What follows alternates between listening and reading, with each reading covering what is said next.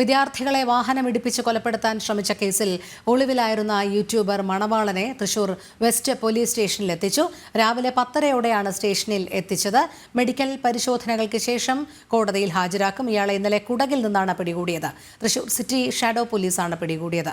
ആനന്ദ് പുത്തൂർ ചേരുന്നു. ആനന്ദ്, കൂടുതൽ വിവരങ്ങൾ.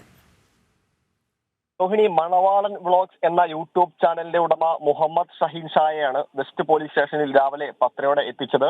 മെഡിക്കൽ പരിശോധനകൾക്ക് ശേഷം ഇയാളെ കോടതിയിൽ ഹാജരാക്കാനാണ് പോലീസിന്റെ തീരുമാനം. ഇന്നലെ കുടകിൽ നിന്നാണ് ഇയാളെ തൃശൂർ സിറ്റി ഷാഡോ പോലീസ് പിടികൂടിയത്. 2024 ഏപ്രിൽ 19-നായിരുന്നു കേസിനാസ്പദമായ സംഭവം. കേരളവർമ്മ കോളേജിലുണ്ടായ തർക്കത്തെ തുടർന്നാണ് ഇയാളും സംഘവും വിദ്യാർത്ഥികളെ കാറിടിച്ച് കൊല്ലാൻ ശ്രമിച്ചത്. സ്കൂട്ടറിൽ സഞ്ചരിക്കുകയായിരുന്ന ഗൗതം കൃഷ്ണനെയും സുഹൃത്തിനെയുമാണ് ഇയാൾ അപായപ്പെടുത്താൻ ശ്രമിച്ചത്. അപകടത്തിൽ ഗൗതമനും സുഹൃത്തിനും ഗുരുതരമായി പരിക്കേറ്റിരുന്നു. ശരി, ആനന്ദാണ് വിവരങ്ങൾ നൽകിയത്.